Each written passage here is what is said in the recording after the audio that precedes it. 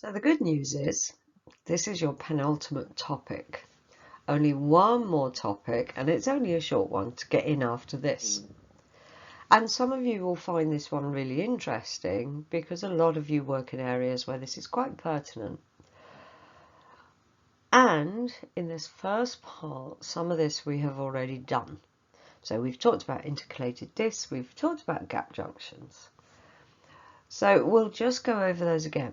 What we haven't talked about is the intrinsic pathway. This is about the pacemaker cells within the heart. It's about excitation of cardiac muscle. Excitation is somewhat different. It involves a slightly different action potential in both the pacemaker cells and in the contractile cardiomyocytes. So excitation is going to be new. Contraction, however, is exactly the same as interskeletal muscle, so not so new, so thankfully. We'll take that then into looking at the electrical and the mechanical events in terms of the cardiac cycle. And then in the following video, we'll start to look at cardiac output and blood pressure regulation. So it's not too bad.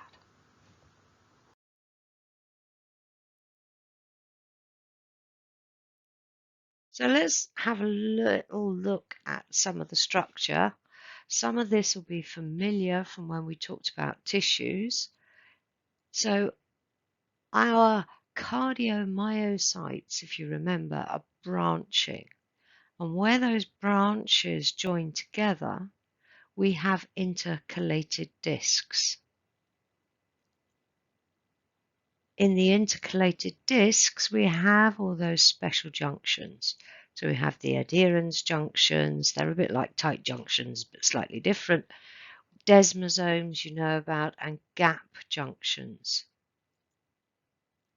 Because of the gap junctions, the myocardium contracts and relaxes as one. It contracts and relaxes as a functional syncytium. In other words, all together.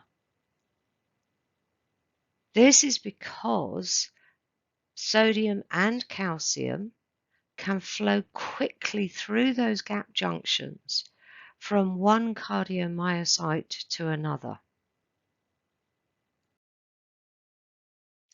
And if we look at our intercalated discs, you can see there we've got this whole line here where we've got our junctions, and at the bottom there you can see the gap junctions. Also noticed within them we've got sarcomeres, because if you remember, both the cardiomyocytes and skeletal muscle both have the same structure in terms of the contractile mechanisms, the myofilaments. So in order to get this contraction to happen, we need some sort of electrical stimulus, and in this case we don't have neuromuscular junctions. Instead, we have an intrinsic conduction system. This is a pathway of specialized non-contractile cardiomyocytes. Cardiomyocytes come in two flavors. These type, which are autorhythmic or pacemaker cells, and all the rest that are contractile. So these particular cells, the pacemaker cells, form this pathway through the heart. The intrinsic conduction system, if we start at the top, starts with the sinoatrial node. That transmits action potentials down a pathway to the atrioventricular node. But also, meanwhile, the conduction has to go out around the atria. And this is where we have the Bachmann's bundle and various other branches, these tracks that go around the atria, because of course the atria have to contract as well. Back to the AV node, there's a short pause here. And after that, our conduction travels down the bundle of His and out into the bundle branches and eventually around back up the ventricles along the Purkinje fibers. The autorhythmic cardiomyocytes have an unstable resting membrane potential. In other words, they don't really have a resting membrane potential because as soon as they get there, they're off again. They spontaneously depolarize once they hit RMP. And this is what creates this pacemaker potential. So starting at the SA node, which is usually where it all starts, and the reason it starts here is because the SA node has the fastest rate. Normally, if you took the heart out from any other autonomic regulation, the SA node would fire at a rate of 100 per minute. Each of those would translate into a heartbeat. So the SA node has the fastest depolarization rate, so it sets the pace. The pacemaker potential then spreads via gap junctions, so we're talking about ions, sodium and calcium in this case, moving through gap junctions to the next pacemaker cell. So it moves out around the atria via those tracks, and eventually it will move out through gap junctions into the contractile cells as well. It also travels down to the AV node, where, as I said, there's a slight delay. Then it goes down the bundle, and the bundle branches into the Purkinje fibers. As it spreads, the myocytes in those areas, either the atria or the ventricles, will contract because of that stimulation, because of ions moving out from the pacemaker cells into the contractile cells.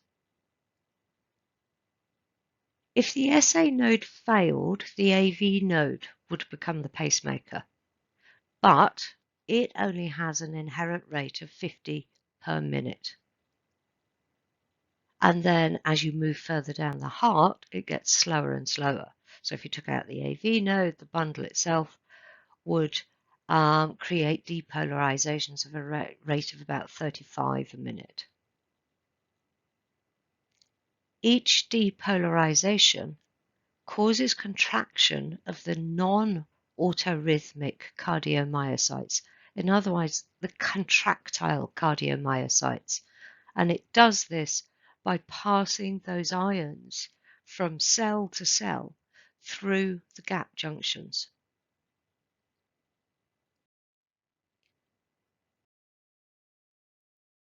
So, as we said, the resting membrane potential, which is around -60 in cardiomyocytes, is unstable.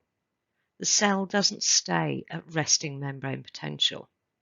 As soon as it's reached, the pacemaker cells spontaneously depolarize. And what happens is, when you get to -60, the voltage-gated sodium channels open. Now, these are specialist voltage-gated sodium channels, and they're actually called funny channels. They initiate something that's known as funny current.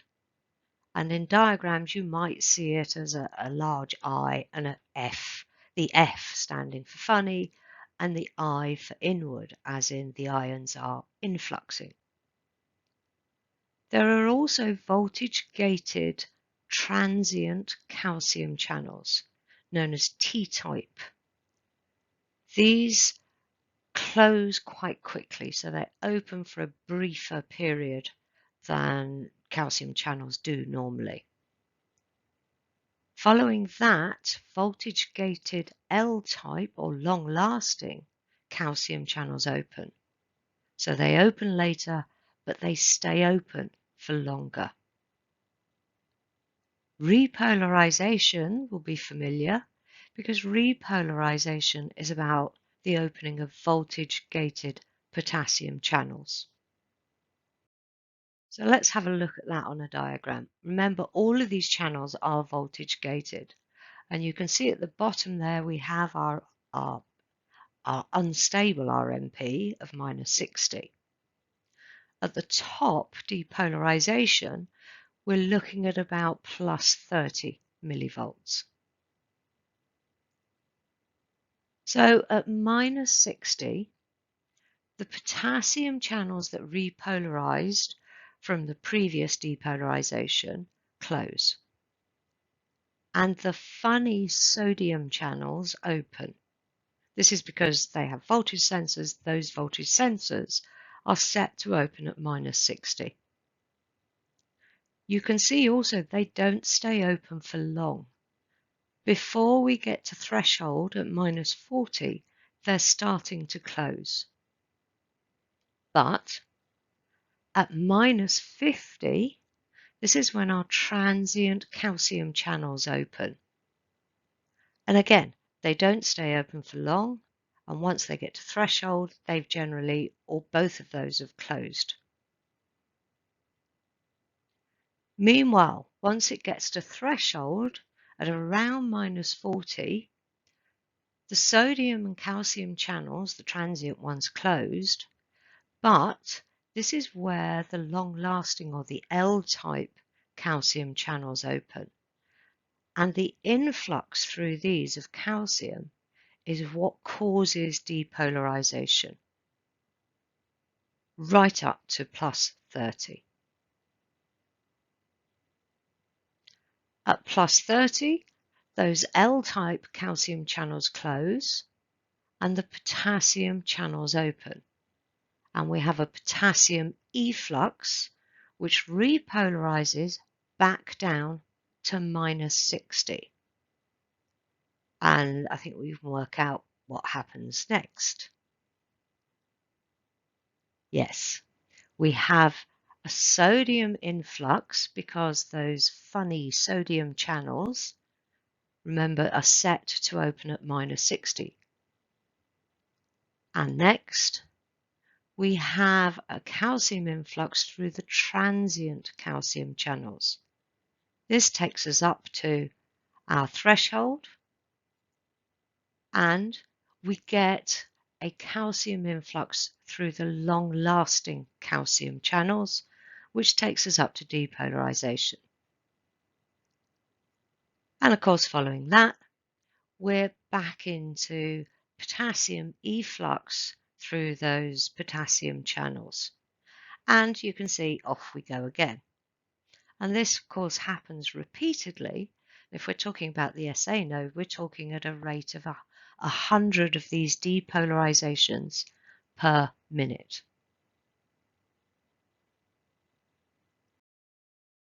So to quickly run through that again, at -60, our potassium channels close, and as soon as they close, the funny sodium channels open and we get a sodium influx.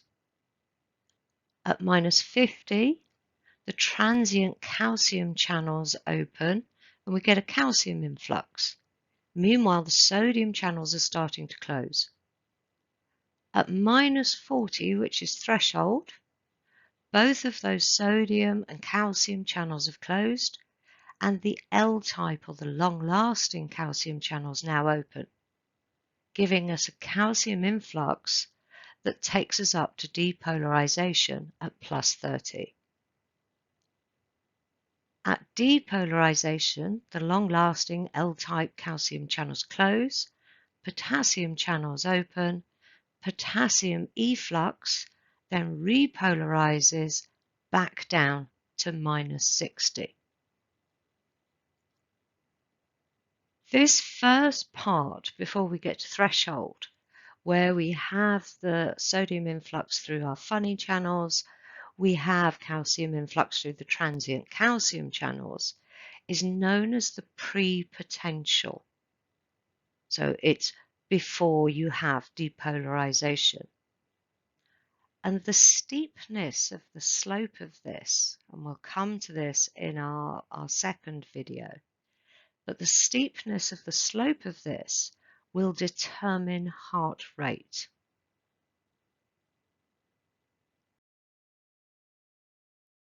Okay, so I'm afraid this is another depolarization. Contractile cardiomyocytes, yes, they're stimulated by the ions that come through the gap junctions from the autorhythmic cardiomyocytes, or the pacemaker cells, but when those ions get through, they set off depolarization that is slightly different.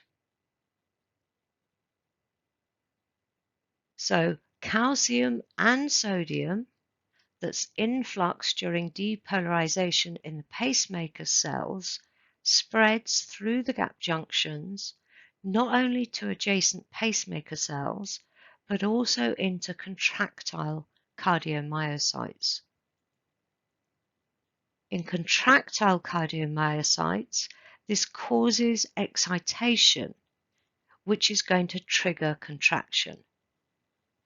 This is mainly through action potentials that travel along the plasma membrane of the contractile myocyte, in other words, the sarcolemma of the contractile myocyte, when the ions enter the gap junctions.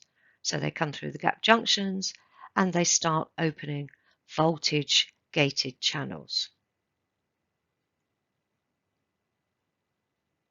As I said, depolarization of the membrane in contractile cardiomyocytes is different. And you can see, looking at the shape, it has a different shape. It has this really characteristic plateau of depolarization up here. We have this sort of shelf. And this is caused by calcium influx. So why calcium? Yes, of course, we want lots of calcium, don't we? If we're going to have contraction, we need calcium to bind to troponin, which moves the tropomyosin away from the myosin head binding sites on actin, and off we go. So calcium is important in a contractile cell.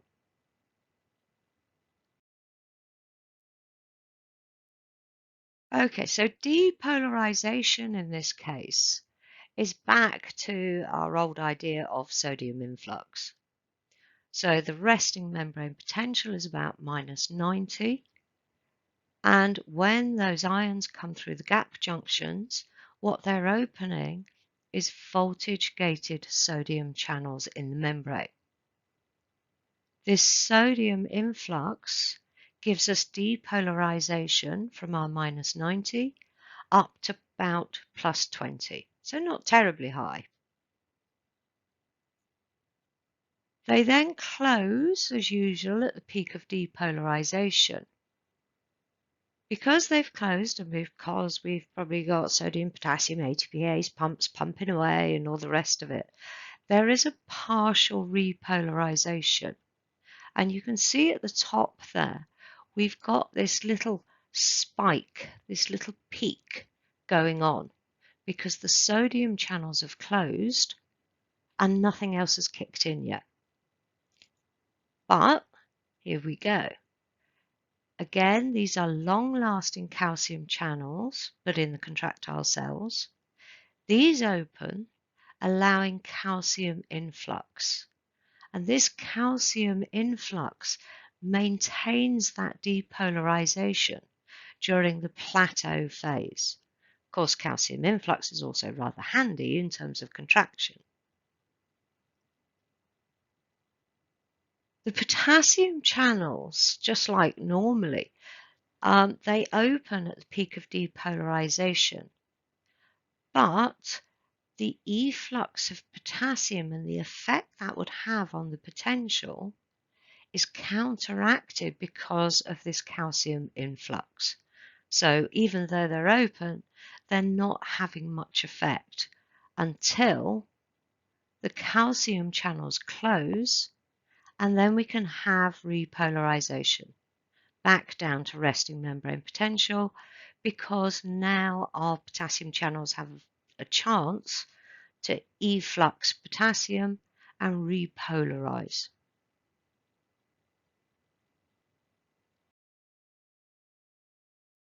We look at that in terms of two adjacent cells then.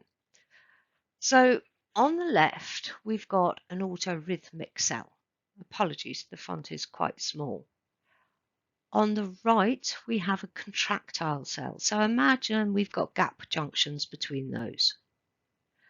And in the picture, you can see that in the autorhythmic cell on the left, we've got a nucleus and it looks fairly standard cell-like, boring. On the right, the cell is full of sarcomeres, so that's our contractile cell. And at the point we're starting here, in the autorhythmic cell, if you look at the graph on the left, we're in the pre-potential, that initial slope. We've not yet depolarized. Of course, the contractile cell's not doing anything. And that's reflected in that picture because we've got pluses on the extracellular surface of the membrane in both of those cells. So neither of them have depolarized.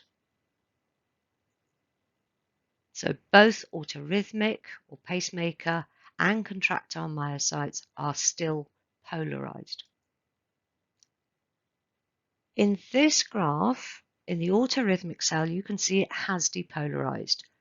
And that's reflected in the picture because you can see that there are minuses outside the cell as opposed to pluses. In terms of our contractile cell next door, it's starting to depolarize, but it hasn't yet depolarized. So the autorhythmic myocyte is depolarized, the contractile is still polarized. And now our autorhythmic cell, it's starting to get ready for repolarization, but it's still depolarized. In our contractile cell, it has now depolarized. All that sodium has influxed and that one's depolarized. So the autorhythmic and the contractile myocyte are depolarized. And you can see in the picture, we've got minuses outside both of them. Now our autorhythmic cell has repolarized, and our contractile cell, the sodium channels that caused an influx of sodium that gave us depolarization, have closed, but the calcium channels of the plateau phase haven't yet opened. So we've got this little peak. So it's depolarized while our autorhythmic cell has repolarized. And finally, our autorhythmic cell, not yet depolarized again, but our contractile cell has been through the plateau phase. Those calcium channels have closed and the potassium efflux has repolarized. So we're back to a state where both of the cells are now repolarized.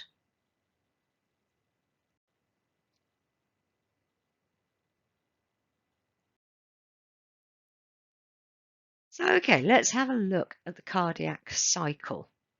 Here's a nice ECG. You can see the depolarization patterns we've got there are what type? They've both got plateaus. So here we're talking about the potentials, the depolarizations in contractile cells. And if you look at it, atrial contraction is really where we're at the PQ section.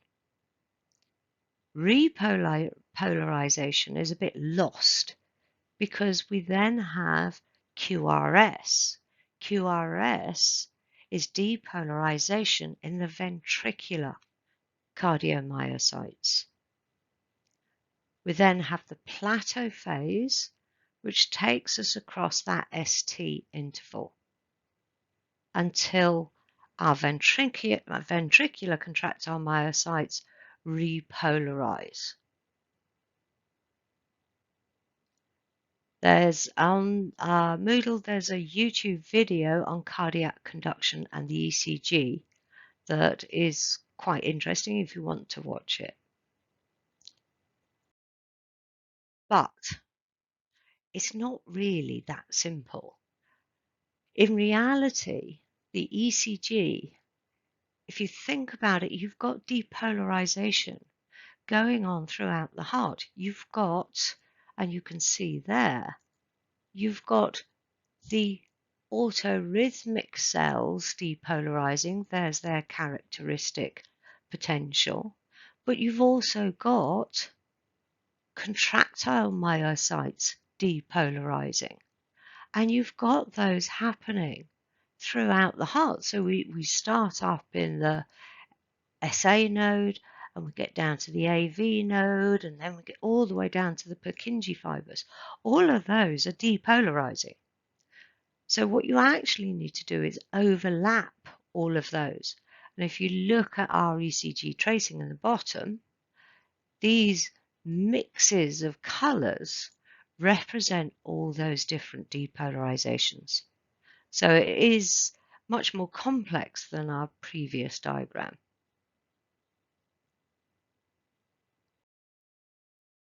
So excitation. So there's our little gap junction. In this diagram, we're assuming that the cell on the left is a pacemaker cell, maybe, because we haven't put any sarcomeres in it. Or it could be another contractile myocyte. It doesn't matter. But what's happening is the ions are going to flow through that gap junction. So calcium and sodium enter via the gap junction from the adjacent cardiomyocyte. This, as we said, sets off a wave of depolarization. Because this is a contractile cell, it will be that plateau type depolarization going all along the membrane, opening and closing voltage-gated channels. While it's passing along the membrane, this depolarization comes across voltage-gated calcium channels.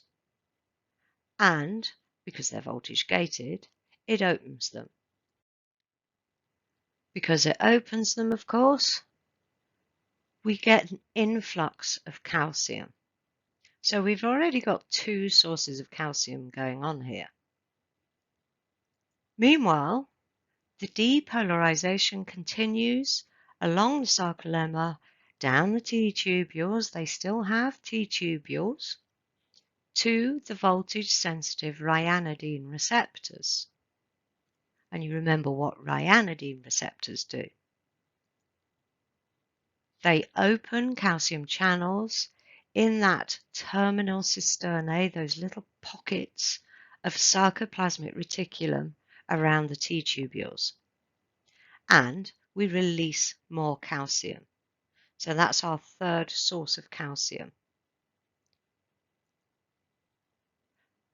In addition to this, calcium that's come in through the membrane, come in through those channels, influxed, also stimulates the release of calcium from the sarcoplasmic reticulum to a significant effect.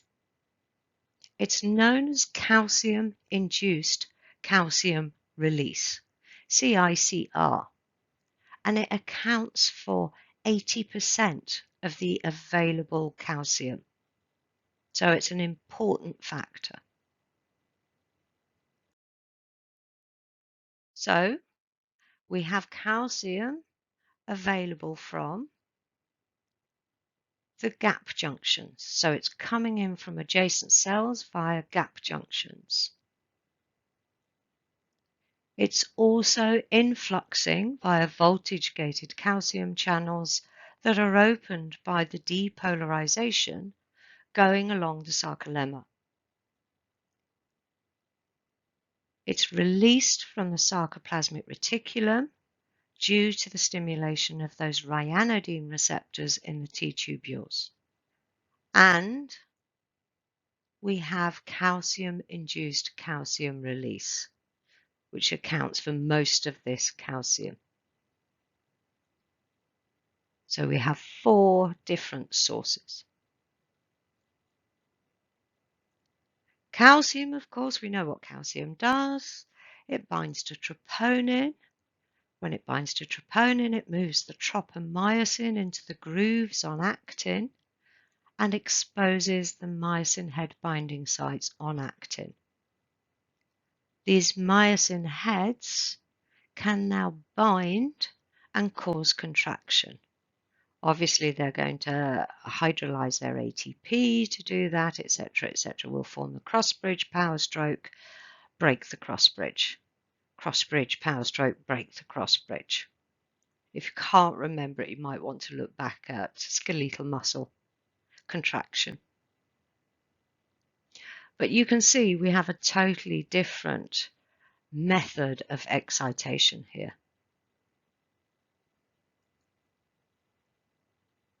Once the calcium's finished with or released from the troponin, it's pumped back out or back into the sarcoplasmic reticulum by calcium ATPase pumps, so active transport.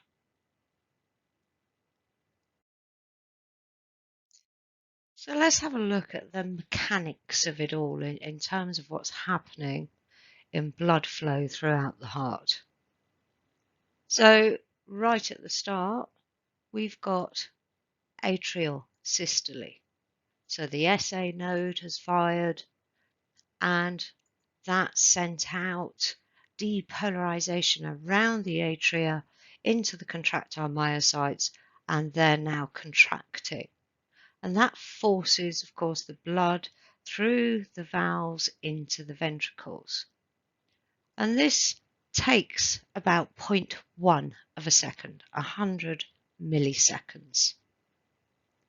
And it represents that sort of PQ interval on the ECG. Then we have ventricular systole, the first phase. Ventricular systole is split up into multiple phases in this case. So first of all, we need to close the atrioventricular valves, and this is what gives us that sound S1, the lub. So a little bit of contraction of the ventricles starts, and that's going to increase the pressure in the ventricles, and it's going to push the valves closed. That's the first phase. The second phase, of course, we've now got a sealed chamber. The more we build the pressure, then once we've got the pressure to a certain point, depending on something called afterload that we'll talk about in the second video, it will be able to push the semilunar valves open and push blood out into the pulmonic and the systemic circulations. So this is when the chambers are empty. This is our ventricular systole, sort of mid-range, if you like. After that, we get ventricular diastole. So because we've taken away the pressure in the ventricles, the blood in the arteries is falling back against those semilunar valves, and that closes the valves. And this is where we get the second heart sound, the S2, the dub. So the first one is the atrioventricular valves closing, and the second one is when the semilunar valves close. So we've now closed both sets of valves, but the ventricles are empty. And all of this takes about 0.27 seconds for the first and second phase, so about 270 milliseconds. Our last part, where we've got early diastole and late diastole, is 0.43 seconds, 430 milliseconds. So that's effectively the longest part. In late ventricular diastole, the chambers are completely relaxed and we've got passive filling. So this accounts for a lot of that time. Our venous return is coming back and needs to refill those chambers before they can contract again. Overall, the whole thing is about, if we're talking about 75 beats per minute, it works out as 0.8 of a second or 800 milliseconds.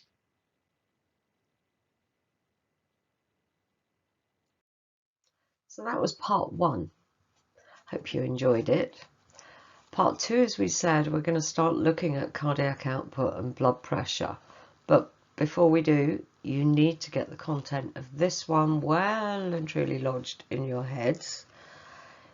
If you aren't by now, you really should be working with a study buddy and starting to take a more active part in learning it. So you should be drawing diagrams, you should be repeating this in your head all the time, and ideally repeating it to other people who have a copy of your notes and they can correct you.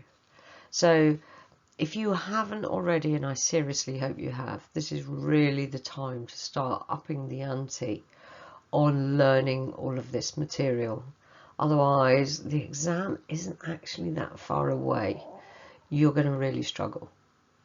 So get this one well and truly understood and a reasonable level of recall going before moving on to the next video.